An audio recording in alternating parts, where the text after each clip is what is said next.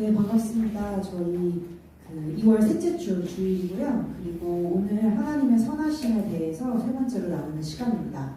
여러 가지 공지사항이 있어서 먼저 좀 나누고 시작을 하려고 하는데요. 저희 상반기 양육반이 다음 주 화요일, 돌아온 화요일이 아니라 그 다음 주 화요일부터 시작을 합니다. 이번에는 저희가 줌으로 하기 때문에 혹시 리더분들께 아직 말씀 못하신 분들은 추가로 말씀해 주시면 저희가 링크를 공유할 수 있을 것 같고요. 그리고 양육반이 2월 27일부터 이제 매주 한 과씩만 나가기 때문에 5월 중순 정도에 종료할 예정입니다. 그리고 저희가 그 연초에 여러 가지 섬김할 수 있는 그 자리들이 많다라고 공유를 드렸는데요. 청소년 수련회는 날짜가 픽스가 되어 있습니다. 그래서 8월 5, 6, 7, 월, 화, 수 이렇게 2박 3일이고요. 그때 전국 연합 수련회이기 때문에 NCM 전체에서 하시는 전국 수련회이기 때문에 아마 300에서 400명 정도 청소년이 올 것 같아요. 그러면 당연히 더 많은 이제 담당 쌤들이 필요하겠죠. 항상 이렇게 팀으로 소그룹으로 진행을 하니까요. 그래서 여러분들 만약에 이제 연차 내실 수 있는 분들이 있으면 많이들 참석해 주시면 좋을 것 같고요. 여러분의 더 큰 연차가 필요한 그 태국에 갈 일이 있습니다. 저희가 4월 말에 이제 동남아에서 워낙에 가정교회들이 많이 세워지고 있기 때문에 매번 JMA 컨퍼런스를 한국에서 할 때까지 기다리지 않으시고 이번에는 태국 방콕 혹은 치앙라이에서 다 같이 모여서 거기에서 JMA 컨퍼런스를 진행을 하시는데 거기에 워낙 기혼자분들이 자녀들을 데리고 오는 케이스들이 있기 때문에 저희들이 그런 유아들 대상으로 저희가 예배도 같이 드리고 그리고 베이비스팅도 하는 그런 섬김이 있습니다. 그래서 4월 말로 지금 예정이 되어 있는데 정확한 일정이 나오는 대로 좀 공유를 드리겠습니다. 요거는 아무래도 연차를 좀 길게 내셔야 되기 때문에 아마 많은 대다수 인원이 가긴 어려울 것 같은데 그래도 소수라도 저희가 가면 아마 컨퍼런스 진행하시는데 큰 힘이 될 것 같습니다. 그래서 추후에 또 공지를 드리도록 하겠습니다. 그리고 저번에 그 현재셀에서 같이 그 펜션으로 같이 놀러 가시면서 침례를 받았잖아요. 그 태영자 때 침례식을 했었는데 거기에 자극을 받은 지금 세종셀이 지금 침례를 주러 강원도 어디죠? 강릉 아마 가 있을 텐데 그런 일들이 많이 일어났으면 좋겠습니다. 저희가 이제 결산을 할 때 이런 뭐 교회 재적수 증강도 보고 어느 분들이 새로 오시고 어떤 경로로 오시고 어떤 분들이 또 다른 교회로 이동하시고 이런 것들 막 하는데 사실 하나님 관점에서는 그냥 오른쪽 주머니에서 왼쪽 주머니 가는 거잖아요. 그러니까 사실 타교의 이동이라는 거는 필요하면 있을 수 있는 일이고 그리고 이사 때문에 그럴 수 있고 또 비전에 따라서 왔다 갔다 할 수 있는 부분이 있고 그 사람이 신앙을 잃지만 않는다면 그 사람이 정말 마음에 시험을 들어서 멀리 이렇게 떠나는 게 아니라면 사실 큰 상관없습니다. 이제 뭐 교회를 관리하시는 입장들에서는 그런 게 중요할 수 있지만 뭐 저희는 소소하잖아요. 저희는 괜찮고 유입도 이탈도 괜찮은데 진짜 저희가 결산할 때 중요한 것은 얼만큼 정말 그 예수님을 몰랐던 사람들이 예수님을 알게 되었는지 그리고 알게 된 거에서 끝나는 게 아니라 침례를 받는다는 거는 진짜 특별하거든요. 우리가 혼인신고를 해놓고 잠잠히 살면 아무도 모르잖아요. 결혼식을 했다면 혼인신고를 하지 않더라도 모두가 나를 기혼자로 봅니다. 내가 공표하는 거니까요. 그래서 우리가 진짜 영혼구원을 받으려면 로마서 말씀에 따라서 내가 마음으로 믿고 내가 입으로 시인하는 그 과정이 너무 필요하고 그게 다지만 우리가 우리의 믿음을 정말로 공표하는 게 침례식입니다. 내가 정말 예수 그리스도와 함께 죽었고 예수 그리스도가 부활할 때 내가 같이 부활했고 내가 어떠한 상황이 있더라도 어떠한 박해가 있더라도 나는 이 믿음을 부인하지 않겠다. 를 내 주변 사람들, 가까운 우리 영적 가족들인 세런들 혹은 진짜 가족, 내 친구들 앞에서 내가 공표하는 것이기 때문에 침례가 너무너무 중요합니다. 그래서 우리가 그런 일들을 계속 해나가는 게 사실 교회의 성장과 직결되어 있고 우리가 매년 혹은 우리의 인생 통틀어서 결산을 한다면 그게 가장 크겠죠. 그렇게 예수님을 모르던 사람들이 예수님을 알게 되고 알게 되는 것은 끝나는 것이 아니라 그들이 정말로 예수 그리스도를 아는 지식 가운데 자라가는 그들이 부르심을 완수하고 가는 그것들이 우리의 진짜 결산입니다. 물론 저희가 이제 행정적인 결산 많이 하거든요. 뭐 증감도 하고 뭐 헌금 내역도 딱 결산하고 하는데 이번 주 목사님이랑 그 미팅을 했어요. 지금 미국에 계시기 때문에 줌으로 미팅을 하는데 목사님 복을 다 들으시더니 이런 거 별로 필요 없고 사실 진짜 중요하고 진짜 본질적인 거는 얼만큼 많은 영혼들이 예수님을 알게 됐는지 그 사람들의 삶이 얼만큼 바뀌고 있는지 그게 훨씬 중요하다라고 말씀을 해주셔서 다시금 진짜 우리의 방향성을 좀 설정할 수 있는 저한테도 좋은 시간이 되었습니다. 여튼 그러한 일들을 지금 자매셀에서 잘 하러 강원도에 가셨고요. 그리고 저희는 오늘 선하심에 대해서 좀 다시 나누려고 합니다. 선하심에 대해서 나누는 그 2주 동안 제가 하나님의 선하심에 대한 성경 구절만 나누진 않았잖아요. 네, 우리가 그 눈으로 바라보자 라고 말씀을 드렸고, 하나님은 정말 선하셔. 하나님 선하시기 때문에 나를 향해서 갖고 있는 계획이 선하시고 나를 향한 사랑도 선하시고, 이 접근으로 가는 게 이번 달의 목표입니다. 이 눈으로 성경을 바라보지 않고 이 눈으로 나의 상황들을 해석하지 않으면 하나님 너무 어쩔 때 너무 무섭고, 어쩔 때 내가 이해할 수 없고, 어쩔 때 좀 강권적이시고 그게 좀 문제되어 있죠. 그러나 하나님은 선하시고 항상 우리에게 최고의 계획만을 가지고 계시고 우리를 최고의 길로 인도하십니다. 내가 그렇게 보지 못하더라도. 그래서 우리가 그 내용을 오늘도 나누려고 합니다. 우리가 2주 넘게, 지금 3주째죠? 3주째 나눴던 그 내용은 결국 그 하나님의 선하심을 알고 내가 그 가운데 내 속사람이 자라나는 것. 그냥 내가 하나님을 아는 그 가운데 자라날 때, 내 속사람이 강건해질 때, 결국 나도 하나님께서 나를 창조하신 그대로 내가 선한 존재로 살아갈 수 있기 때문에, 선한 일을 하면서 살아갈 수 있기 때문에 속사람과 계속 연결되어서 저희가 말씀을 드리게 됩니다. 속사람을 자라게 한다라고 할 땐 둘 다 필요한데요. 속사람을 보호하는 것도 필요하고요. 속사람을 훈련하는 것도 필요합니다. 여기서 보호는 내가 보고 듣는 것을 주의하는 겁니다. 그리고 내가 보고 들은 것들을 이 필터링으로, 하나님의 선하심으로 잘 해석하는 것이 너무나 중요합니다.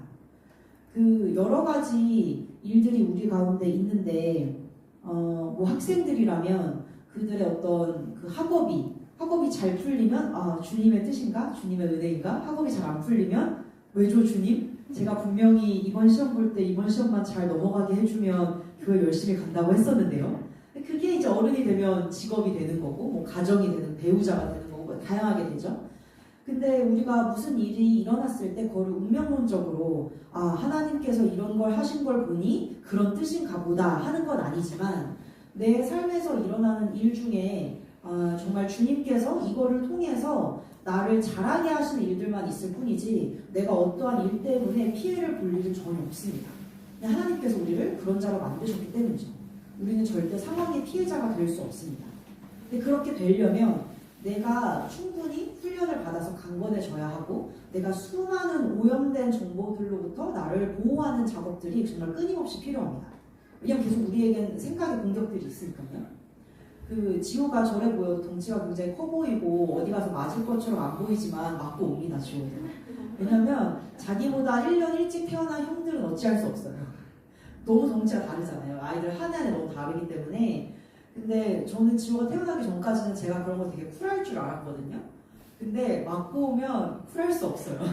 애가 이렇게 눈태가 밤탱이 돼서 온다든지 이렇게 찍혀서 온다 할지 그렇게 오면 왜일까? 라는 이제 추적을 하게 되는 거죠. 물론 선생님들이 되게 이제 잘 봐주시기 때문에 상황 설명 다 해주십니다.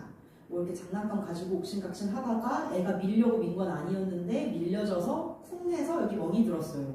너무 납득이 되고, 저희 부부가 봐도 애는 다치거든요. 제가 보는 눈앞에서 놀이터에서 완전 떨어진 적도 있어요. 근데 이거는 그냥 부주의로 치부하기에는 정말 아이들은 언제 어떤 사고가 터질지 몰라서 억하심정이 생기거나 그건 아닌데, 근데 이제 이렇게 마음이 이렇게 되는 거죠. 그렇게 연고 발라주거나 밴드 붙일 때마다 너무 마음이 안 좋고. 근데 이게 제 눈으로 안 봤기 때문에 좀 더 괜찮았거든요. 근데 제가 지난주에 실제로 어떤 형아가 약간 지호를 못 살게 구는 걸 본 거예요. 그거 약간 가만두지 않겠어? 약간 이런 마음이 있는데, 근데 이제 그럴 순 없잖아요. 얘도 애기인데, 그래봤자 얘도 애기고 저희 지호도 애기인데, 이제 형아니까 확실히 좀 크고 지호한테 막 뭐라고 하면 지호 이렇게 은근 쫄보예요. 그래서 이렇게 되는 거죠. 그래서 제 집에 와서 뭘 했냐면, 어린이집 선생님한테 전화해서 단도리질을 하지 않았고, 어린이집을 옮길까? 형아들이 없는 지호가 왕이 될 수 있는 곳으로 옮길까? 이런 것도 아니었고, 그냥 앉혀놓고 설명을 하는 겁니다. 지호야, 다음에도 형아가 그렇게 하면 어떻게 해야 돼? 그럼 이제 지호도 생각을 하는 거죠. 하지마! 라고 얘기해야 돼? 그럼 저도 신나서 하지마! 막 계속 이럽니다, 저한테. 지호야, 형아가 만약에 때리면 어떻게 해야 돼? 그럼 또 까먹죠. 하지마! 라고 얘기해야 돼. 계속 가르치는 겁니다. 그러니까 정말 좋은 부모라면 그거를 뚫고 나갈 수 있는 걸 가르치지, 애가 어떻게든 좀 편하게 쉽게 갈 수 있는 방향으로 옮기지 않잖아요. 근데 우리가 선하신 하나님이라고 했을 때, 정말 선하시면 앞으로 내 인생은 장밋빛이겠지? 어떤 어려운 일도 없겠지? 라고 말은 내뱉지 않지만 조금이라도 상황이 어려운 게 생기면 왜 줘? 라는 질문이 생깁니다. 왜냐면 내가 은연 중에 그걸 기대했거든. 내가 하나님 믿는데 이런 일이 왜 생기는 거지? 좋은 일만 생겨야 되는데? 그렇다고 하나님이 그런 나쁜 일을 주신 거냐? 그렇진 않습니다. 근데 우리가 이 세상 가운데 살아가는 이 지금 악한 영들이 계속 있는 악한 사단이 지금 패권을 쥐고 있는 이 세상을 살아갈 때 그런 일이 없을 수가 없고 모든 사람들이 그리스도인이 아니잖아요. 그렇다면 그런 우리에게 뭔가 불이익처럼 보이는 그런 일들은 있을 수밖에 없습니다. 그럼 하나님이 정말 선하시다면 어떤 것도 내가 이렇게 아프지 않도록 내가 상처받지 않도록 그냥 내가 거듭난 그 순간 나를 천국으로 쏴주세요. 그러니까 여러분이 정말 원하시는 일인가요? 저라면 제가 여기서 최대한 싸우고 갈게요 라고 할 것 같아요. 여기 어차피 유한한 삶이니까요. 대신 제가 좀 잘 싸울 수 있게 도와주세요. 저에게 지혜를 주시고 제 안에 성령의 능력으로 제가 이것도 잘 뚫게 도와주세요. 그러니까 이미 약간 부모가 된 저의 마음일 것 같거든요. 마찬가지로 제가 지호를 볼 때도 어떻게 하면 얘가 쉽게 살 수 있을까? 어떻게든 학벌을 좋게 하면 좀 사회생활이 편해지지 않을까가 아니라 얘가 어떻게 하면 사람 가운데 어려움을 슬기롭게 극복할 수 있을까? 내가 어떻게 하면 어려운 상황 가운데 포기하지 않고 끈질기게 버틸 수 있을까? 이게 훨씬 더 제가 해주고 싶은 것이고 그러면 제가 20살 때 얘가 독립할 때 덜 걱정될 것 같아요. 그게 아니면 제가 대학교를 가서도 막 기숙사 라이드를 해주고 있고 막 그러겠죠? 엄마가 짐 사줄게, 막 엄마가 반찬 사줄게. 뭐 그게 나쁜 건 아니지만 독립할 때가 되면 독립을 해야 되는데 그게 나이가 찼다고만 할 수 있는 건 아니니까요. 결국 그 사람이 강건해져야지만 독립을 할 수 있는 건데 정말 좋은 부모라면 그 사람이 잘 독립할 수 있게 도와줍니다. 잘 장성한 그 성인으로 클 수 있도록. 근데 선하신 우리 아버지 하나님께서는 우리에게 그런 상황이 있을 때 우리를 이렇게 막 궁지로 내모시는 것도 아니고 어떻게 우리를 딱 인형 뽑기 마냥 뽑아내서 너는 그럼 좋은 회사로 가라. 어떠한 문제도 없는. 너는 이렇게 쭉 뽑아내서 너는 믿음의 가정으로 가라. 모든 사람이 믿어서 네가 믿음에 대해서 싸울 필요가 없는. 그게 왠지 우리에게는 간증거리인 것만 같잖아요. 아무 문제가 없는 곳으로 가는 게. 좋지만 사실 큰 성장은 없습니다. 그런 곳에서 내가 할 거는 크게 없어요. 저는 어릴 때는 되게 그런 집이 부러웠거든요. 엄마 아빠가 너무나도 믿음의 분이셔서 내가 엄마 아빠에게 어떤 멘토링을 받을 수 있고 막 그런 가정. 막 친척분들도 다 믿는 분이셔서 집에서 제사도 안 드리고 저희 제사 다 드렸거든요. 제사도 안 드리고 만나서 같이 그냥 예배 드리고 얼마나 평화롭고 좋을까. 너무 좋죠. 사실 그런 가족에서 크신 분들은 진짜 축복이고 아마 그런 분들은 그렇게 그 화목한 가정에서 건강하게 컸기 때문에 아마 또 다른 책무들이 있을 겁니다. 그렇게 컸을 때는 또 다른 책임감이 있으니까요. 근데 그렇게 저는 크지 않았기 때문에 계속 제가 그 치열하게 할 수 있었던 건 뭐 이런 아주 사소한 거지만 만약에 내가 이 시점에 너무 중요한 가족 모임과 너무 중요한 어떤 교회 행사가 있을 때 율법적으로 말고 율법적으로 나 무조건 가야 돼가 아니라 이걸 어떻게 하면 내가 지혜롭게 타개할 수 있을까? 그러니까 무조건 아니 나의 진짜 영적 부모는 하나님이야. 엄마 아빠는 나의 육신적 부모일 뿐이지. 막 이러면서 가버리면 그건 진짜 지혜롭지 못한 거고 부모님의 마음을 크게 상심치 않게 하면서 그치만 내가 믿는 거, 내가 옳다고 생각하는 거는 어떻게 하면 내가 끝까지 추구할 수 있을까? 그러니까 당연히 그 시행착오도 진짜 많았습니다. 지금은 부모님도 너무 저를 잘 아시고 이런 것들을 배려해 주시고 저도 최대한 그 외적인 거는 부모님을 배려하려고 하지만 초기엔 엄청 부딪혔죠. 근데 그 부딪힌 걸 하다 보니까 거기서 오는 지혜가 있고 그걸 하고 나면 그런 비슷한 상황에 있는 사람들을 돕기가 되게 수월해집니다. 아마 여기 있는 대부분의 분들이 그 경험이 있을 텐데 내가 어렵다라고 생각했던 그 문제를 내가 잘 뚫고 넘어가면 그런 사람들이 계속 삶에서 붙습니다.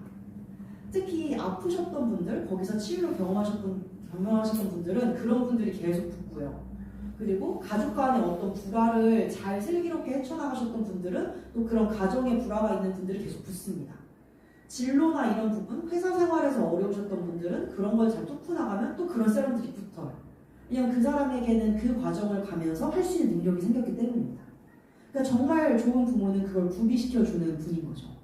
그렇다면 하나님께서는 우리에게 그런 것들을 계속 주고 싶으실 텐데 우리가 그런 상황들이 주어졌을 때 그런 도전적인 사람들이 우리에게 주어졌을 때 얼마나 하나님의 관점으로 바라보는가 그게 너무 중요합니다. 근데 그런 관점, 그런 삶을 바라보는 기준 이런 건 결국 내가 삶의 방향성, 그 목표점을 어디에 설정했는지에 따라서 얼마든지 왔다 갔다 할 수 있습니다.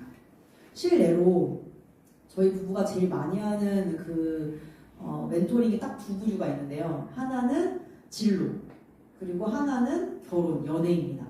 사실 연애 결혼은 제가 결혼하기 전에는 저에게 자매들이 오지 않았어요. 언니가 뭘 알아. 이런 마음으로 저에게 오지 않으셨는데 결혼하고 나니까 이제 다행히 그래도 제가 결혼을 했으니 뭐라도 알겠지라는 심정 플러스 희석 형제는 고난의 길을 갔으니 저 형제가 뭘 알려주겠지 하는 것들. 그래서 이제 오시는데 많은 자매들이 그런 걸 물어보세요. 배우자의 조건. 배우자가 어떤 사람이어야 하는가. 특히 이제 영적인 조건들을 많이 궁금해하시죠. 뭐 이 사람이 교회에 제대로 출석하면은 좋은 배우자감인가요? 이 사람이 11조를 하면 그래도 어느 정도 수준에 이르렀다고 볼 수 있나요? 뭐 이 사람이 세가족 빵구 양육반을 수료하면 그래도 좀 안전한가요? 여러 가지를 얘기를 합니다. 물론 이제 저도 이 얘기를 막 블라블라 하면서 그래서 이 정도 가면 좋을 것 같아 라고 얘기하지만 더 중요한 건 뭐냐면 그래서 내가 이 사람이랑 어떤 가정을 꾸리고 싶은가가 중요합니다.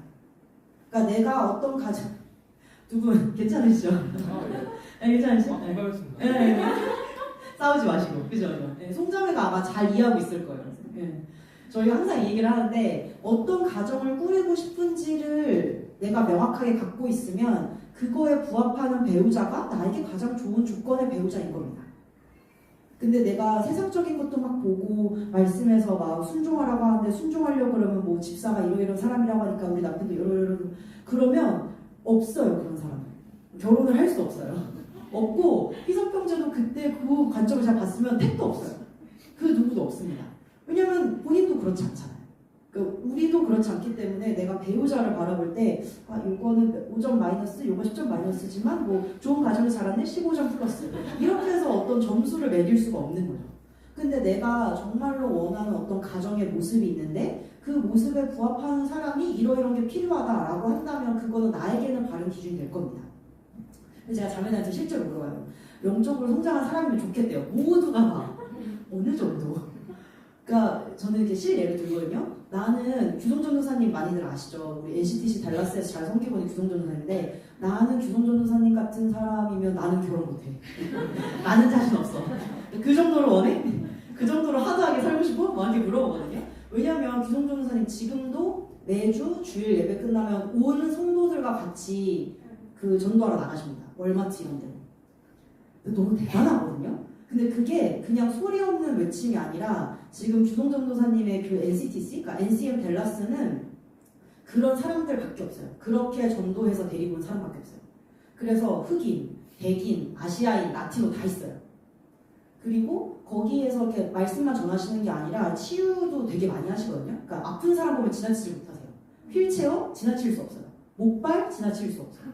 그래서 다 가서 그 사람이 뭐 전도가 되든 안 되든 일단 손 얹고 기도하는 거예요. 왜냐하면 해야 돼서가 아니라 이제는 너무 긍휼한 마음이 있어서 저 사람이 아프면 안 되는데 아픈 거 주님의 뜻이 아니고 예수님이 저거를 해결하기 위해서 이 땅에 오셔서 그 사역을 다 했는데 저 사람 아픈 게 너무 마음이 아파. 그래서 가서 기도를 해주는 거거든요. 그러니까 계속해서 사람이 붙는 거예요. 그렇게 막 사역이 가니까 보라 선생님 얼마나 아프겠어요. 왜냐면 예배만 딱 하고 집에 가는 게 아니라 일단 자기 집에서 예배해요. 이제 사이즈가 너무 커져서 이제 다른 교회를 빌려서도 하고 막 그렇게 하시는데 그 직전까지 최근까지만 해도 집에서 하셨거든요. 근데 막 이미 모이는 사람이 20-30명인데 생각해보세요. 백인, 흑인, 라티노, 아시안이 다 같이 30명이 우리 집에 와요. 근데 거기는 다 가족이야. 뭐 4명, 5명 다 가족이에요. 애들 막 2명, 3명 이러거든요. 그럼 그 애는 누가 봐? 오기 전에 집 정도는 누가 해? 하임 이한이 밥은 누가 먹여? 찬양 인도는 누가 해? 이거 지금 다 보라 전사님 일이에요. 그리고 저에게 너 규성 전도사님 같은 사람이랑 결혼할래? 저는 그 정도 영적 수준은 아닌 것 같아요 라고 얘기했을 겁니다. 근데 내가 정말로 원하는 삶이 보라 전사님 그런 삶을 원했죠. 나는 그런 삶을 원해. 그러니까 본인도 그런 삶을 살았고 규성 전사님도 그런 삶을 살았습니다. 그러면 거기 갈 수 있는 거예요. 보라 전사님의 배우자 조건 중에 그게 있었대요. 나는 우리 부모님을 나처럼 존경하는 사람이었으면 좋겠어. 그거는 그럴 수밖에 없는 게 나는 내 평생에 부모님의 지도하에 너무 영적으로 잘 성장해왔고 남은 인생도 부모님을 그냥 내 부모님이라서가 아니라 나의 영적인 멘토로 내가 계속해서 그분들께 멘토링을 받을 거야. 그러니까 삶의 방향성이잖아요. 근데 그게 삶의 방향성이기 때문에 그것과 맞지 않는 배우자, 나의 부모를 존경하지 않거나 나의 부모가 하는 말을 귀담아 듣지 않는 사람이랑은 결혼할 수 없는 거예요. 근데 그러기에 규성 전도사님은 너무 이제 적격이었던 거죠. 그래서 두 분이 서로의 그 조건에 맞춰서 결혼을 한 겁니다. 저 같은 경우는, 그러니까 저는 그 정도는 아니었지만 그 레벨로 따질 수는 없지만 저는 그런 막 구령의 열정으로 불타서 나는 전도하지 않고는 백일 수 없어 이런 사람은 아니었거든요. 근데 저는 교회에서 그러니까 규성 전도사님 부부가 막 그렇게 앞서서 나가시고 있을 때 막 밖에 전도하시고 막 컨퍼런스 여시고 자 우리는 금요일마다 기도할 거야 이럴 때 행정은 누가 해? 그건 내가 해야지 라는 생각이 들었어요. 누구는 막 그런 일들을 해야 되니까. 지금 저희 부부가 그 일을 하니까 다른 분들이 엄청 도와주시잖아요. 막 분석 형제, 정빈 자매가 재정도 다 도와주시고 뭐 여기 지원 자매랑 슬기 자매랑 준영 자매가 이런 미디어 관련된 거 저희가 신경 하나도 안 쓰게 다 해주시고 이런 것들. 그거를 그럼 나는 해야지. 이거를 같이 할 수 있으면 좋겠다. 근데 이미 저도 그거를 하고 있었고 남편도 그걸 하고 있었어요. 그래서 자매들이 올 때 희석 형제 같은 사람이었으면 좋겠어요 라고 하지만 희석 형제 같은 사람이라 하면 너에게 이제 주말에 데이트는 없어. 그렇잖아요. 주말에 데이트는 없어. 왜냐면 우리는 교회에서 살거든. 근데 교회 사는 게 우리는 좋으니까 그렇게 하는데 그게 모두가 좋고 나쁘고가 아니라 그걸 모두가 원하냐는 거예요. 왜냐면 저희 부부는 여행을 못 가는 게 아니라 여행을 별로 안 좋아해요. 그래서 저희는 이게 저희 걸 되게 내려놓은 게 아니거든요. 근데 어떤 분들은 정말로 그렇게 여행지에 가서 충전하고 관계를 쌓아가는 것들이 진짜 삶의 가치고 행복이신 분들 있잖아요. 근데 내 배우자가 그걸 너무 싫어한다. 집순이다, 집돌이다. 이러면 결혼할 수 없죠. 그런 가치가 맞아야 됩니다. 실제로 어떤 자매는 저한테 그랬어요. 진짜 솔직하게 얘기하면 자기는 무한도전을 보고 같이 낄낄거릴 사람 필요하대요. 그러면 그 코드가 맞는 사람이어야겠죠. 만약에 저희 둘이 가서 이건 옳지 않아 이러고 있으면 그건 재미가 없잖아요. 근데 저희 부부도 그런 코드가 맞거든요. 그래서 그 자매한테 물어봤어요. 그러면 너는 신앙생활을 앞으로 남은 삶에서 어떻게 하고 싶어? 그렇다고 내가 선대 크리스천이 되고 싶은 건 아니에요. 근데 내가 적어도 나는 우리 교회가 너무 좋고 우리 예배에서 너무 은혜를 받는데 이 예배를 참석할 때 내가 남편을 끌고 가는 상황이 아니었으면 좋겠어요. 남편도 나처럼 아 그치 주일은 교회 가야지 주일 예배 드리면 내가 너무 충전되지는 같이 왔으면 좋겠어요. 그러면 그런 사람을 찾아야지 그 사람을 내가 딱 시험 때 올려놓고 자 양육반 네가 얼마나 은혜 받는지 볼까? 너 이강 이해했니? 성경의 맥이라고 했을 때 이거 무슨 내용인지 알고 있어? 이런 건 그거 뭐 슈퍼스타 K도 아니고 여러분 배우자 이런 거 찾는 거 아니잖아요. 그러면 내가 예배에서 은혜 받고 있는 사람이라면 내 남편도 예배에서 은혜 받는 사람이길 원한다면 그걸 볼 수 있는 눈이 있겠죠. 내가 은혜 받는 사람이라면 그러면 내가 남편 봤을 때 이게 막 대단히 막 체크하는 게 아니라 끝나고 내가 은혜 받은 걸 나눌 때 남편도 무언가 얘기를 할 거 아니야. 그럼 그 대화가 잘 통하면 내가 주일에 그런 공급을 받는 거는 문제가 없는 겁니다. 실제로 어떤 자매는 그 조건이 있으셨거든요. 그 자매는 되게 이제 선교지에 열정이 있어가지고 나는 11조도 11조인데 내 평생, 그러니까 내가 신앙을 가진 이후부터 평생 나는 선교헌금도 11조랑 동일한 금액으로 해왔대. 왜냐면 나는 정말 선교지를 너무너무 좋아하기 때문에. 그래서 나는 남편도 이거를 정말 기꺼이 같이 할 수 있는 사람이었으면 좋겠다. 이게 딱 그 목적인 거예요. 그러면 이 자매는 뭐 남편이 셀리더이든 전도사든 아니면 초신자든 그건 크게 상관없고 이거 나처럼 선교제 같이 심을 수 있어? 이걸 보는 거죠. 그러면 사귀면서 그 대화를 할 거 아니야? 나는 예를 들어서 캄보디아. 나는 캄보디아 이런 마음이 있고 막 이런 거 내가 했었고 근데 이 사람들이 지금 어떻게 변할 거야 이러는데 남자친구가 너무 신나게 듣고 있어. 그럼 그 자매는 이 사람은 가능성이 있는 사람이네. 내가 같은 방향성으로 가볼 수 있겠네를 가능성을 열어놓고 계속 볼 수 있겠죠. 근데 내가 정말로 목표하는 지점이 어딘지에 따라서 그거에 합당한 바른 기준이 있습니다. 근데 우리의 삶의 목적은 너무 명확하잖아요. 우리의 삶의 목적은 우리가 예수님을 보면 이 정말 목적을 아는 사람의 이 삶에 대해서 잘 볼 수 있는데 예수님의 삶을 보고 저희가 연달아서 저희 삶을 한번 보도록 하겠습니다. 그 예수님께서는 요한복음 10장 10절 정확하게 자신의 목적에 대해서 이렇게 말씀하셨거든요. 같이 고백하겠습니다. 도둑이 오는 것은 도둑질하고 살인하며 멸망시키려고 오지만 내가 온 것은 양들로 생명을 얻고 더 풍성히 얻게 하려 함이라. 아멘. 그러면 앞에 멸망시키려고 온다라고 되어 있잖아요. 도둑질하고 살인하고 멸망시키려고 온다. 그러면 이 생명을 주지 않았으면 저런 일들이 사실은 일어나고 있는 거였습니다. 그렇죠? 사단이 하고 있는 일들이 저런 일인데 예수님께서 양들로 우리로 하여금 생명을 얻고 더 풍성히 얻게 하려고 하셨죠. 그래서 예수님은 목적을 명확하게 갖고 있었기 때문에 그 일들을 동일하게 수행할 제자들과 3년반을 보내시면서 그들에게 동일한 것들을 전수해 주셨고 그들이 할 수 있게 훈련시켜 주셨고 그리고 사람들이 계속 몰리잖아요. 정말 인간적인 접근으로 사람들이 그렇게 좋아하고 막 메시아라고 외치고 하면 거기에 이렇게 터잡고 앉아서 이렇게 쭉 그냥 신앙생활 하면 되게 수월하게 할 수 있어요. 근데 계속 돌아가시죠. 왜냐면 나는 지금 양들에게 생명을 선포해야 되는데 내가 지금 여기서 선포했고 사람들이 믿었고 이런 일들이 이미 치유의 기적들이 막 일어나고 있으면 그럼 다음 행선지로 가야 되는 겁니다. 계속 돌아다니면서 말씀을 전하시죠.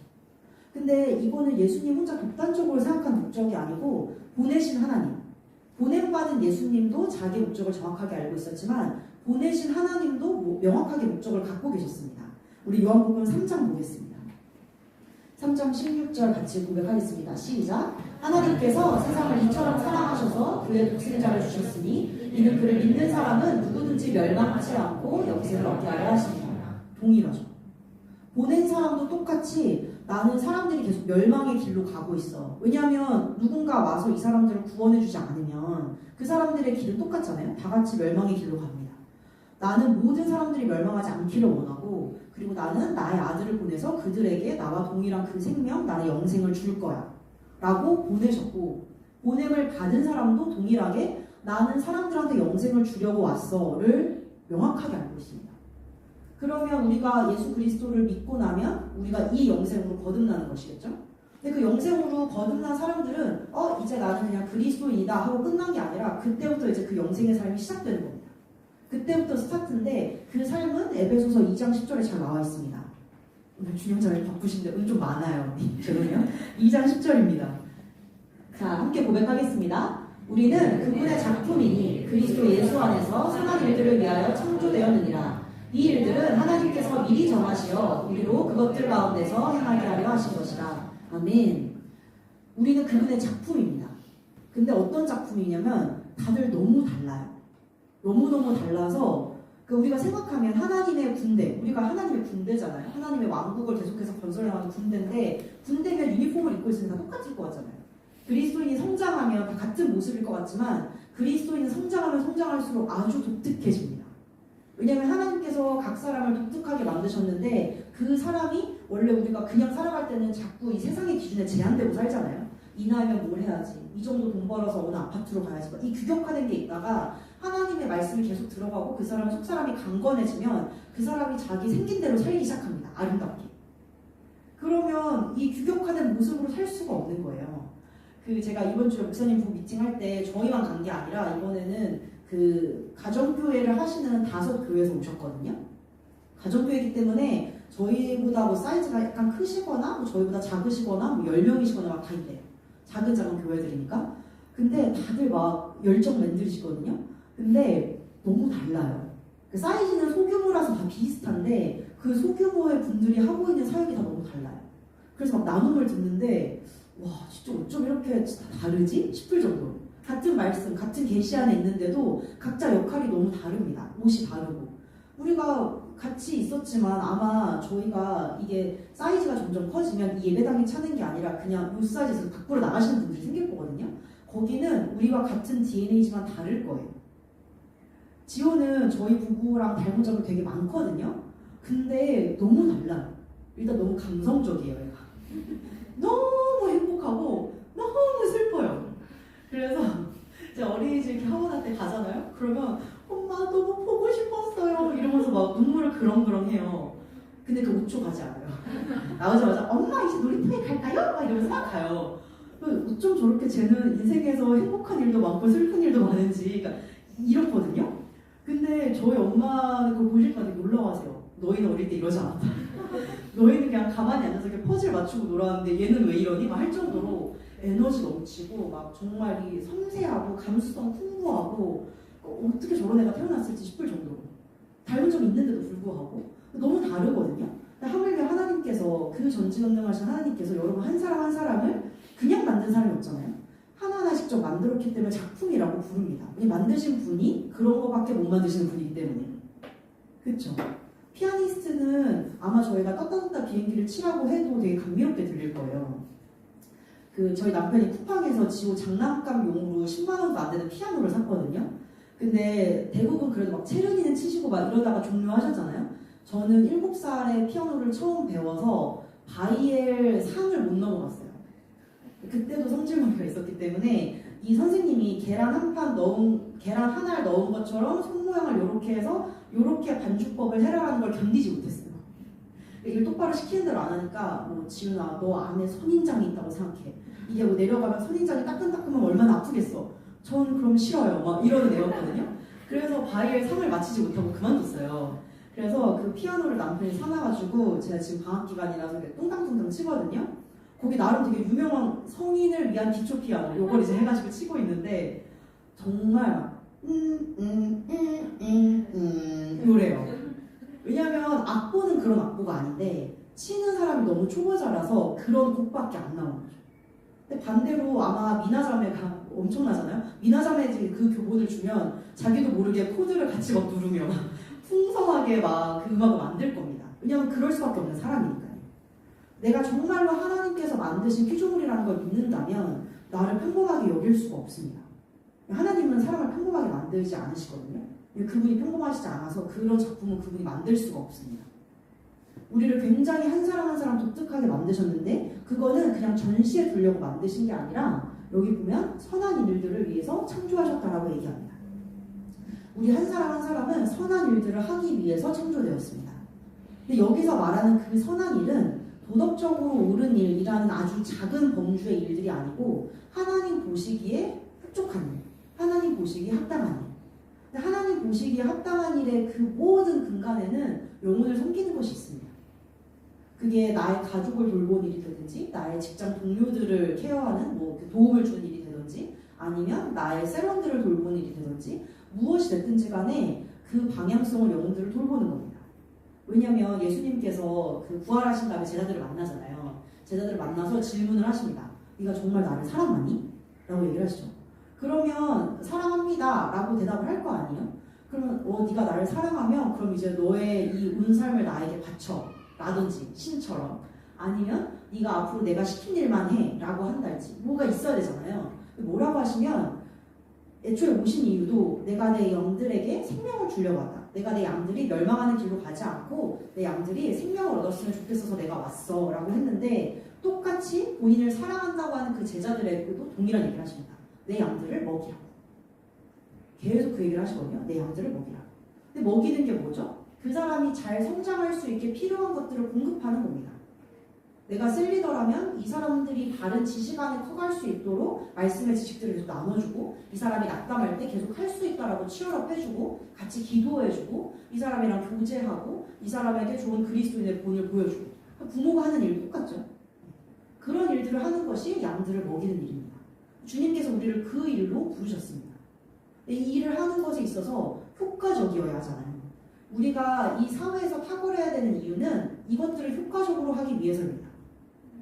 휘석형제가 이 일을 형제들 중에서 예전부터 효과적으로 해왔던 이유는 대학교 때는 공부를 잘했고요.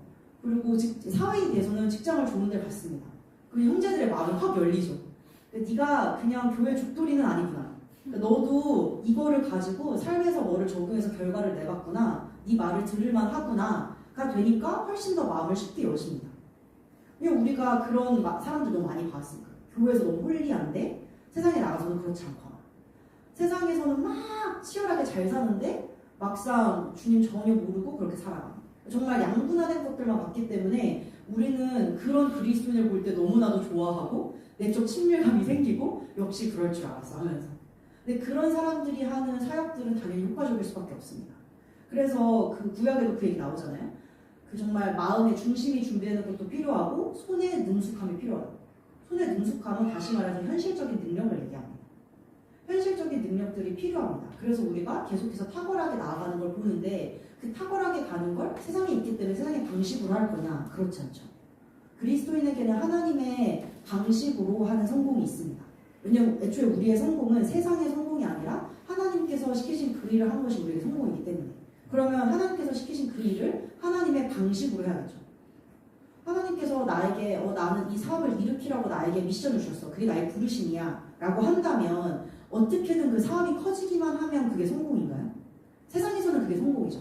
내가 막 이걸 너무 키워서 프랜차이즈가 100호점 생겼고 그럼 당연히 성공일 겁니다. 근데 하나님 보시기에 그 중심이 바르지 않고 하나님의 방식으로 하지 않았다면 그건 성공이 아닙니다. 그럼 어떤 것이 하나님의 방식인지 우리가 보겠습니다. 그 잠언 24장 1절인데요. 일단 첫 번째입니다. 악한 사람들을 부러워하지 말며. 그 세상에 살다 보면 되게 쉽게 가는 것처럼 보이는 사람들이 있거든요. 태어나기를 그런 집에서 태어났거나 혹은 이런저런 기회를 쉽게 받아서 위로 잘 올라가거나 혹은 내가 그리스도인이라서 뭔가 이 그리스도인의 양심에 부합하지 않아서 그걸 못하는데 사실 저런 식으로 싸바싸바하게 하면 쉽게 갈 수 있는데 뭐 그런 것들 있잖아요. 여러 가지로. 내가 주일만 안 지키고 내가 이때도 뭐 초과 근무했으면 내가 프로젝트를 하나 더 했을 텐데 다양하게 있습니다. 근데 그렇게 한 결과물들을 우리에게 부러워하지 말라고 얘기하면서 사실 비슷한 그 결로 시편 1편의 1절부터 3절은 사실 그 전체가 다 있습니다. 우리가 하지 말아야 할 것들과 해야 할 것들.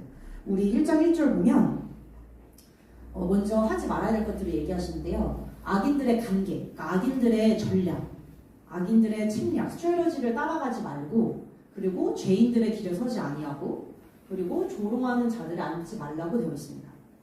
그런 세상의 방식, 일단 내가 위로 올라가려면 내가 돈을 많이 벌려면 그래도 이런 거 해야 돼 하는 것들을 하지 말라고 명확하게 얘기하고 있죠. 그러면 우리의 방식은 무엇인가 라고 했을 때 2절에 주의 법을 주야로 묵상하라고 되어 있습니다. 근데 이게 저는 어떻게 느껴지냐면 약간 여리고성 함락할 때 여리고성 뱅글뱅글 돌고 소리 지르면 성벽이 무너질 거라고 하는 거랑 비슷하게 느껴지거든요. 왜냐면 앞에는 되게 현실적인 막 방법들을 하지 말라고 되어 있잖아요. 근데 우리가 해야 될 거는 주야로 묵상하는 거래요. 그러니까 주야로 말씀을 묵상하면 그러면 뭐 시냇가에 심겨진 나무 같아가지고 계절을 따라 열매 맺는 것처럼 그냥 저절로 열매가 맺혀진다는데 여리고성 함락하는 거랑 비슷하잖아요. 뺑글뺑글 돌고 와 하면은 성벽이 무너질 거예요.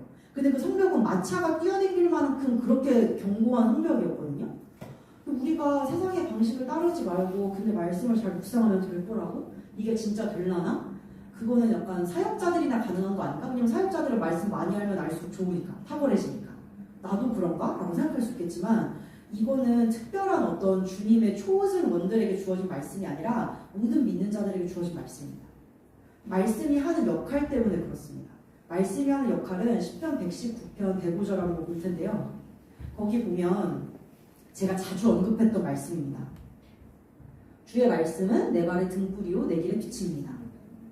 주님의 말씀이 우리의 앞에 어디까지 어느 방향으로 어떻게 가야 할지를 알려주기 때문에 그래서 주님의 말씀을 묵상하는 게 우리에게 너무 중요합니다. 그게 우리의 이 인생을 태클하는 방식이거든요. 그 인생의 공략집이 있습니다. 인생의 공략집이 성경입니다. 근데 그 성경 말씀을 묵상하지 않는다면 내가 아무리 그리스도인이고 내가 아무리 교회 예배를 잘 출석하고 있고 내가 믿은 지 오래됐어도 내가 말씀을 모른다면 그러면 나는 때마다 어떤 것들을 선택해야 되는지 잘 모릅니다. 근데 이런 생각이 드시잖아요.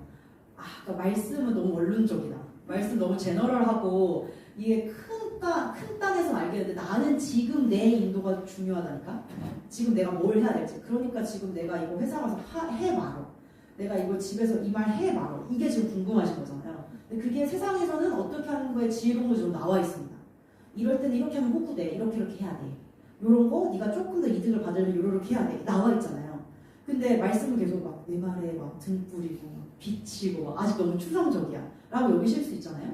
이게 공략집이라면 정말 세세하게 알려주는 옆에 튜터가 있습니다. 그게 우리의 성령이시죠. 그래서 우리는 말씀과 성령의 역사로 성장하고 말씀과 성령의 역사로 변화하고 앞으로 나아갑니다. 성령님이 무슨 일을 하시냐? 제가 여기 안 찾아봤는데요. 우리 요한복음 성경 있으신 분들은 16장 13절 보겠습니다. 없으신 분들 제가 그냥 읽어드리겠습니다. 요한복음 16장 13절입니다. 그러나 진리의 성령이 오시면 이미 우리 가운데 오셨죠. 여러분들이 거듭나셨다면 여러분들이 성령을 받으셨습니다. 그러니까 너희를 모든 진리 가운데로 인도하시리니 그가 스스로 말하지 않고 오직 들은 것을 말하며 그러니까 하나님의 영이신 성령께서 하나님께서 말씀하신 그것을 여러분들에게 말씀하십니다. 그리고 장래일을 너에게 알리시리라. 장래일은 점집 가서 물어보는 게 아니라 성령님께 여쭤보는 겁니다. 제 주변에도 그런 분 있거든요. 자, 지금 만약에 본인 30 됐어요. 나 35 어떨까요? 가서 물어보시고. 본인 40 되시면 45 어떨까요? 가서 물어보시고. 대답해주세요. 왜냐하면 당연히 그 귀신이 있잖아요. 그 귀신이 나름 그 데이터로 막 얘기도 하고 미혹의 영으로 막 얘기도 합니다. 근데 내가 정말 거기에 삶의 방향성을 맞추고 그 인도를 따라 살 건가? 그건 아니잖아요. 우리가 여기에 목적을 맞추고 여기에 기준을 맞추고 살아간다면 그것에 부합하는 튜터가 필요하고 그 튜터는 성령님이십니다. 성령님은 우리에게 장리를 알려주시죠. 아주 세세하게. 저희 부부도 지금 계속 그 인도 받고 있거든요. 미국 어디로 갈지? 저희는 몰라요. 이게 살면서 여러분들도 경험하시지만 직장 인도받고 가도 내가 아무리 그 전에 사전조사를 이렇게 저렇게 사람을 통해서 하고 구글링을 해도 가서 겪어봐야 아는 것들이 있잖아요. 그렇기 때문에 우리가 미리 인도를 받습니다. 마찬가지로 저희가 미국에서 생활을 안 해본 것도 아니고 막 구글링 할 수 있는 최대치로 남편이 다 하고 있고 하지만 정말로 어떤 게 우리에게 가장 좋을지는 성령님께서 아시죠. 그래서 우리가 5년 동안 그 일을 우리가 5년 동안 어디서 할지 그 일을 우리가 궁금해하는 거기 때문에 우리가 장래일을 성령님께 여쭤보는 겁니다. 여러분도 만약에 이직을 하신다면 여러분 진로에 어떤 선택이 있으시다면 배우자를 놓고 기도하고 계시다면 이 사람과 결혼하는 게 맞는지 아닌지 궁금하시다면 그러면 인도를 받으셔야죠. 진짜 이거는 좀 시리어스하게. 저희는 실제로 예비부 학교 할 때 그 얘기 하거든요. 예비부 학교는 보통 한 달, 2달 전에 하시기 때문에 이미 물을 수 없는 상태로 오세요. 청첩장 이미 다 나갔어. 어쩔 수 없어. 이런 상태로 오시고 날짜 다 박아놨고. 그치만 저희는 그거에 대놓고 얘기를 합니다. 늦지 않다. 지금이라도 아니면 캔슬하거나 딜레이하는 거 둘만 신경 쓰지 그 누구도 신경 쓰지 않는다. 그냥 들으면 아 그래? 하고 캘린더 좀 바꿀 뿐이에요. 엄마 아빠는 약간 상심하실 수 있어요. 그 상심 오래가지 않아요. 그게 지금 중요한 게 아니라 나중에 만약 이 결혼이 정말 맞지 않다면 알겠다고 지금 네. 그 결혼이 맞지 않은데 잘못 결혼해서 나중에 너무 고통스러운 결혼 생활을 하는 것보다 조금 딜레이해서 조정할 거 조정하든지 아니면 정말로 이 사람과 내가 평생을 정말 반려답게 사는 게 맞는지를 보고 아니면 모르든지 그게 정말로 저희는 너무너무 중요하다고 생각하기 때문에 우리가 이러이런 내용들을 나누고 진짜로 인도받아 보시라고 얘기하거든요. 그치만 다들 웃고 가세요. 아예 막 이러면서 그리고 뭐 대화도 하시죠. 당연히 저희 말을 이렇게 가볍게 듣지 않으시니까 다 하시는데 아직까지 물으신 분들은 없습니다. 근데 저희는 그때 본인이 받은 확신을 꼭 기억하라고 말씀드리거든요. 왜냐면 분명히 얼마 되지 않아서 싸워서 오세요. 상기시켜드려요. 저희가 얘기했죠? 예비학교 때 물러도 된다고? 안 물으셨죠? 확신 있으시다고? 그 확신을 이제 사시는 것밖에 안 나왔다고. 본인이 인도를 받았으면 그러면 회사에서 무슨 일이 있든 본인이 선택한 것 때문에 어떤 어려움이 오든 그 관계에서 삐그덕거리든 인도가 맞다면 그리고 내가 그 인도를 하신 성령님을 내가 정말로 내가 신뢰하고 내가 그분이 맞다라고 내가 인정한다면 그러면 그냥 내가 그 상황 가운데 잘 이것들을 슬기롭게 대처하고 지혜롭게 풀어나가면서 성장하면 되는 거죠. 어려움이 없기를 기대하는 게 아니라 제가 그때 인도를 잘못 받았나 봐요. 이 직장이 아니었나 봐요. 이럴 게 아니라 뒤를 돌아보는 것이 아니라 내가 인도를 확실하게 받았다면 그냥 앞으로 나아가는 겁니다. 근데 그 인도를 매 순간 해주러 성령님께서 우리 안에 오신 거죠. 사실 셀리더들이 더 좋은 인도를 받아줄 수 없습니다. 왜냐하면 셀리더들은 사실 인도를 뭐 일타 강사도 아니고요. 그리고 만약에 저는 그 방향성으로 인도를 받았어도 저는 그 삶의 주체가 아니잖아요. 그렇기 때문에 저는 이 방향이 맞다라고 계속 가지만 그 사람이 그걸 수행할 마음이 없거나 수행할 능력이 없으면 그럼 그 인도는 그 사람에게 그렇게 선한 의도가 아닐 수도 있습니다. 그러면 사실 제일 그 아름다웠던 그림이 아니었던 거죠. 그 사람이 인도받는 게 너무 중요합니다. 당사자가. 저는 인도를 잘 못 받는데요? 그럴 리가 없어요. 그냥 성령님은 과외 선생님이지 훈련 조교가 아니시거든요. 과외 선생님은 그 사람 수준에 내려와서 가르쳐줍니다. 좋은 과외 선생님. 그리고 거기서부터 차근차근 할 수 있게 도와주시죠. 그럼 그분이 인도하시는 가장 정확합니다. 그분이 인도하시는 방식, 그분이 인도하시는 방향성이 가장 정확합니다. 그러면 어제 거듭난 사람도 성령님도 받는 게 너무 당연한 거예요. 물론 저는 초등학교 5학년 때 왔으니까요. 제가 받는 방식이랑 당연히 다르겠죠. 똑같으면 제가 너무 억울하지 않겠어요? 제가 나름 신앙생활 오래 했는데 제가 받는 주님과의 그 방식이 있습니다. 그게 되게 독특해서가 아니라 관계가 오래됐으니까요. 관계가 오래됐기 때문에 하면 하고 가는 게 있잖아요. 근데 초신자는 당연히 얼마 안 됐기 때문에 조금 더 걸리겠죠. 마찬가지로 저랑 희석 형제랑 말을 할 때는 여러분이랑 대화할 때보다는 저희가 앞뒤 설명이 훨씬 적을 겁니다. 아니까요. 지금 내가 그때 말했던 거 있잖아. 그거 하기로 했어. 라고 하면 저는 알아듣지만 여러분은 그때 무슨 얘기를 했는데 뭘 하기로 했지? 다 설명이 필요하잖아요. 그러니까 그런 인격적인 관계이기 때문에. 그치만 진리는 성령님께서 여러분에게 말씀하신다고 그분의 양인 여러분은 그걸 알아들을 수 있다는 겁니다. 모든 양은 목자의 음성을 알아듣습니다. 저는 아직 모르는 것 같은데요? 라고 생각하셔도 여러분의 영은 진리를 얘기를 해야 되죠. 나는 들을 수 있다. 나는 듣는 자다. 그게 말씀의 진리니까요. 그렇게 인도를 받아서 가면 말씀드렸죠? 장밋빛이 아닐 거라고. 저는 거듭 말씀드립니다. 장밋빛이 아닐 거라고. 근데 그게 막 무조건 고난이 있을 거야, 막 어려움이 있을 거야가 아니라 당연히 내가 성장을 해야 되기 때문에 겪는 어려움들이 있습니다. 주님께서 약 성장해라 하고 주시는 것이 아니라 내가 아직 다뤄지지 않은 부분들이 있기 때문에 내가 아직 능력치가 채워지지 않았기 때문에 당연히 할 때 어렵죠. 우리가 수영을 배울 때도 당연히 처음 배운 사람은 숨 쉬는 게 어렵기 때문에 물도 많이 먹습니다. 그걸 우리 고난으로 여기지 않잖아요. 그냥 수영하면서 배우는 응당해야 되는 스텝 중에 하나입니다. 근데 그게 어느 시점을 넘어서면 내가 혹시라도 물 먹을까 그런 거를 걱정하는 사람은 없잖아요. 그때만 넘어가는 그 스테이지들이 있습니다. 근데 우리가 이걸 선택할 때, 내가 인도를 받고 나서 선택을 할 때 반드시 갖고 있어야 될 하나님의 선하심에 대한 생각들이 있습니다. 뭐냐면 빌립보서 4장 19절과 마태복음 10장 말씀인데요. 먼저 4장 19절입니다. 오직 내 하나님께서 그리스도 예수님을 통해 영광 가운데서 자신의 부요하심에 따라 너희의 모든 필요를 공급하시리라. 저는 여러분들이 여기서 어떤 거에 중점을 두셨으면 좋겠냐면 우리가 생각하는 기준이 아니고 하나님의 부요하심에 따라서입니다. 하나님의 부요하심, 하나님의 스케일이에요. 하나님의 부요하심에 따라 우리의 모든 필요, 영적인 필요뿐만이 아니라 우리의 이 물리적인 영역, 이 자연적인 영역에서의 모든 필요입니다. 모든 필요를 채우십니다. 저희 부부가 지금 대학원 인도를 받고 있다고 했잖아요. 어느 지역에 갈지. 왜 이걸 인도를 받냐면 너무 다른 두 지역이 있어서 그래요. 그러니까 그 일장일단이 너무 확고하게 달라서.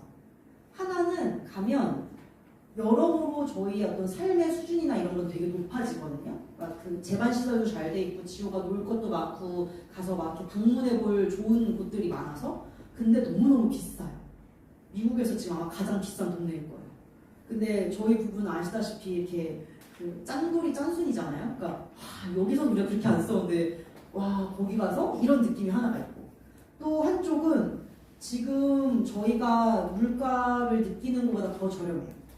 그러니까 저희가 만약에 장 볼 때 지금 5만 원을 쓴다고 하면 거기는 3, 4만 원이면 장을 볼 수 있는. 그렇지만 그렇게 평온해요. 모든 환경이. 지호는 자연의 아이로 커야 해요. 그 두 개를 놓고 보고 이제 연구도 그러다 보니까 뭐 이쪽은 되게 이제 희석형제가 막 치열하게 연구할 수 있는 부분이 있고 여기는 완전 방목형. 근데 뭐 두 개가 좋고 나쁘고가 아니잖아요. 여기는 그렇기 때문에 막 빡세고 이런 건 있지만 연구가 이렇게 막 산으로 가진 않고 여기는 방목이기 때문에 스트레스 받을 건 없지만 결과도 내가 책임져야 되고 막 이런 여러 가지. 그래서 저희가 이제 일장일단이 너무 명확하니까 막 이제 고민을 하는데 사실 남편은 지금 고려될 변수가 여러 개지만 저는 이제 지호 하나잖아요. 지호가 어디가 더 좋을까 생각을 할 때 여기는 너무 비싼 데를 가면 우리 성격에 비싸다고 집 밖으로 안 나갈 것 같은 거예요. 좋은 데가 있는데 와 거기 한 번 가면 10만 원 깨지는데 이러면서 못 갈 것 같고 여기는 너무 편하게 키울 수 있을 것 같은데 요 나이 때 애 인풋이 너무 중요하다고 하는데 우리 애 인풋은 자연 좋은데 좀 문화인으로 컸으면 좋겠는데 너무 자연 아닐까? 아무리 어려도? 막 이런 생각. 근데 지금 제가 그러다 보니까 지금 한쪽으로 계속 마음이 쏠리는 거죠. 그래도 여기가 좋지 않을까? 그래도 여기가 좋지 않을까? 막 이거 좋을 때는 막 여기 갔다가 여기 갔다가 여기 갔다가. 근데 지금 저의 이제 중립에 온 상태는 어떤 거냐면 정말 나의 모든 필요를 아시고 공급하시는 주님이기 때문에 만약에 내가 이 자연으로 간다면 거기에 내가 생각지도 못한 지호가 문화인으로 클 수 있는 뭐가 있던지 생기던지 없으면 생기던지 아니면 내가 몰랐지만 있던지 아니면 여기를 가면 우리가 되게 그냥 평균적으로는 그렇다라고 생각했는데 우리가 이런 것들을 지혜롭게 뭔가 재정을 관리하고 뭔가가 생기던지 아니면 그만큼 우리가 주머니가 커지던지 왜냐면 우리의 필요를 공급하시니까요. 왜냐면 그게 대뜸 우리가 부자가 되고 싶다 주님 막 여기 몇 천만 원이고 여기 몇 천만 원이야 막 이게 아니잖아요. 그러니까 필요에 따른 거잖아요. 왜냐하면 주님 우리 모든 걸 아시기 때문에. 얼마나 여러분들한테 디테일하게 아시냐면 마태복음 10장 보면 참새랑 비교하시거든요. 참새 2마리가 1아사리온에 팔리지 아니하느냐. 얘네가 얼마짜린데 그러나 너희 아버지의 허락 없이는 그 중에 하나도 땅에 떨어지지 않아. 참새마저도. 근데 아버지께서 너희 머리털까지도 다 세시고 계셔. 근데 여기서 머리털은 자 미선이 머리 여기에 500개 여기 700개 이런 개수가 아니라요. 미선이 두상의 전두엽 부분의 A 섹션의 107번 머리. 왜 영어로는 number이라고 동사를 쓰거든요. 그러니까 하나하나 세신다는 거예요. 그러니까 우리가 머리카락에 뭐 하루에 50개가 빠져야 하면 아 미선이 머리카락 1257번째 머리카락이 빠졌고 막 B 다시 576번이 빠지고 이렇게 아시는 거예요. 그 정도로 디테일하게 아시는 분이 뭐 지호는 일단 5년간은 좀 대충 키워라 야 이러시겠냐고. 지호도 하나님 자녀인데 그럴 리가 없고 우리도 또 야 그 정도로 대학 가는 거는 이미 너 고개 겨웠는데 연구는 좀 네가 알아서 해야 되지 않겠니? 안 그러시겠죠. 여러분의 결혼, 여러분이 꾸릴 가정, 여러분의 직장생활, 여러분의 커리어가 그거보단 중요하지 않겠어요? 머리카락보다는. 근데 왜 주님께서 이거를 필요를 모르고 필요를 안 채워주실 거라고 생각을 하세요? 절대 그런 거죠. 분명하게 아시고 그거에 합당한 그 공급이 있습니다.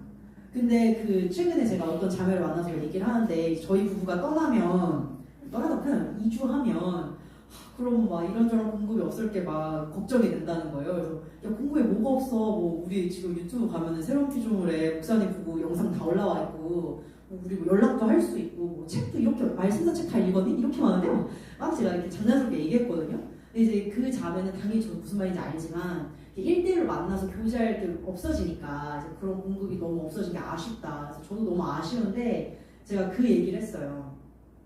공급이 그럼 적다라고 생각할 수 있잖아요. 근데 저희 부부가 매번 여기 와서 목사님 부부 얘기를 매번 하니까 저희가 되게 공급을 자주 많이 받는 거로 생각하실 수도 있는데 그래봤자 한 달에 2시간, 2시간 반 정도거든요. 목사님 부부랑 하는 시간은. 저희가 되게 캐주얼하게 하지만 아무리 캐주얼해도 그분들이 얼마나 바쁘신 분들이고 대단하신 분인 걸 아는데 제가 가서 와 이번에 장 보러 갔는데 시금치가 가격이 엄청났더라고요 사모님 이럴 순 없잖아요. 그런 교제는 안 되잖아요.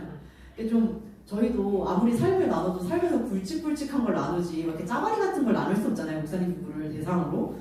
그래서 저희도 공급이 되게 제한적이라면 제한적이거든요. 근데 저희가 제한적이라고 여기지 않았던 이유는 그걸로 족하다고 느꼈기 때문이에요. 그 말씀 너무 대단해서도 있지만 우리가 지금 무엇이 필요한지 주님께서 다 아시는데 우리의 지금 공급이 한 달에 한 번 이 미팅이라면 사실 우리가 살아가는데 우리가 이걸 소화하는 걸로 충분해. 그래서 저희가 공급이 족하다라고 느낀 거거든요. 근데 그건 그거 저도 이제 살아야 하잖아요. 살아갈 때 저의 이제 매주의 챌린지 이번 주 설교 뭐 하지? 저도 그게 매번 챌린지예요. 왜냐면 우리도 LTC 다 같이 하지만 예를 들어서 뭐 이번에 고린도전서를 했는데 고린도전서가 너무너무 은혜가 돼서 와 이거 나눠야겠다 하면 문제가 없어요. 근데 저도 은혜를 너무 받았는데 내가 이거를 1시간 동안 뭘 풀어야 되지가 제 안에 소화가 안 되는 주차가 있을 거 아니에요. 나는 은혜 받았는데 내가 무슨 말씀을 나눠야 성도들의 이 한 주를 또 잘 지탱해줄 공급원이 될까는 또 다른 이슈니까. 그러면 제가 어디로 돌아가겠어요? 새로운 피조물 유튜브로 들어가요. 아니면 이제 저희 책장에는 말씀사 책들이 다 이렇게 있거든요. 이제 보는 거죠. 주님 이번 달은 뭐 하죠?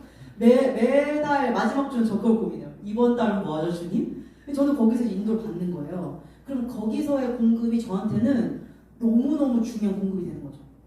그러니까 여러분도 추천도서를 되게 시리어스하게 잘 읽으시겠지만 제가 그거를 픽할 때와 제가 영상에서 사모님 말씀을 막 녹취하면서 듣는 거랑 아마 다를 거예요. 왜냐면 저는 그 공급으로 정말 살아야 된다라는 그 절박과 갈망이 있거든요. 그게 있기 때문에 이거 공급이 너무 중요해지는 거죠.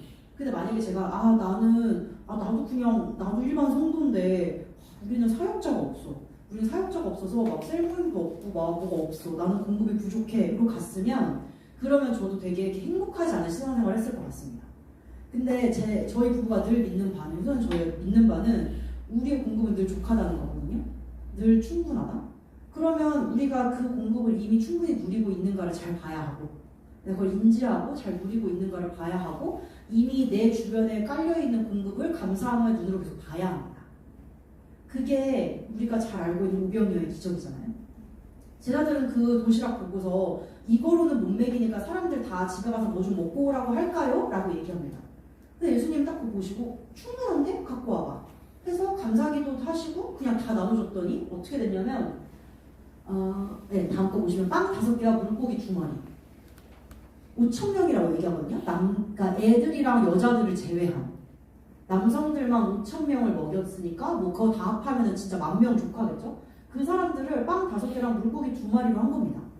저희 가족도 저거로는 부족할 거예요. 그러니까 아마 제자들도 그렇게 얘기했겠죠? 이 사람 이렇게 많은데 이 사람들 지금 안 먹은 지 꽤 돼가지고 배도 고플 텐데 택도 없다고. 근데 주님 보시기엔 그 공급으로 충분한 거예요. 그 공급으로 충분한데? 그래서 감사기도를 올리시고 사람들 나눠주기 시작하니까 심지어 막 예수님이 나눠줄 때마다 막 기적 얍! 얍! 하면서 주시지 않았잖아요. 그냥 하고 제자들에게 나눠줘 제자들이 나눠줬습니다. 그렇게 했더니 남은 조각이 12바구니에 가득 찼대요. 근데 우리 생각엔 바구니가 요만하진 않았을 거 아니에요. 그쵸? 그러면 우리가 생각하는 우리는 별로 갖고 있는 게 없는데 이거로 될까? 이건 얼마나 세상을 바라보는 자연적 육신적인 눈으로 바라보는 주님을 제안하는 생각인지. 주님께서 보시기에 야 너희 갖고 있는 게 충분한데 왜 자꾸 없다고 그러는 거야. 사실 저희 부부도 그 물가 비싼데 못 살 거냐 그건 아니거든요. 근데 그냥 저희가 그렇게 제안하는 거죠. 그래도 우리가 풍족하게 살려면 요게 필요하고 지금 교육을 하려면 요거가 필요하고 근데 못 살 거니 그렇지 않아요 사실. 그러니까 그런 식의 제안. 내가 나중에 애를 낳으면 이 정도 돈이 필요하고 내가 결혼하려면 이 정도 돈이 필요하고 내가 나중에 사업을 하려면 이 정도 돈이 필요하고 아닐 겁니다. 더 감사한 건 신명기 말씀에 보면 우리가 손대는 것마다 주님께서 축복해 주시고 그게 성공할 수 있게 해주신다고 나와 있는데 문제 우리가 손을 대야 되잖아요. 내가 손을 대지 않고 일단 내 주머니에 1억이 생겨야 내가 사업을 시작할 수 있어 라고 내가 세상적인 방식으로 내 생각을 딱 제안하는 순간 나는 손을 대지도 못했기 때문에 축복을 누릴 수가 없죠. 그래서 우리가 갖고 있는 거에서 감사함을 일단 봐야 합니다. 정말 일이 있어서 감사하다. 주님께서 이걸로 하실 일이 정말 너무 기대된다. 그렇게 해서 시작하는 겁니다. 그게 하나님의 방식이고 세상의 방식을 따르지 않는 거고 주님께서 정말 선하시기 때문에 그 모든 필요를 아시고 우리가 이미 발걸음을 떼면 거기에 있습니다. 근데 우리가 쫄아서 발걸음을 못 떼고 있을 뿐인 거죠.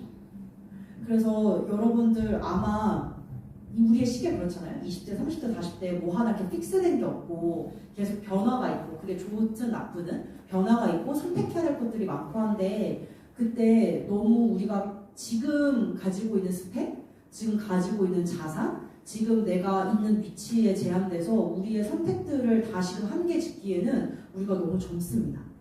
너무 젊기 때문에 여러분들의 그 시야를 제한하지 마시고 하나님을 제한하지 마시고 선하신 하나님께서 우리를 작품으로 만드셨고 그런 작품의 인생은 절대 평범할 수 없기 때문에 여러분들의 가능성, 잠재력을 하나님의 관점으로 바라보시고 그것들을 폭발시키는 한 주를 보내셨으면 좋겠습니다.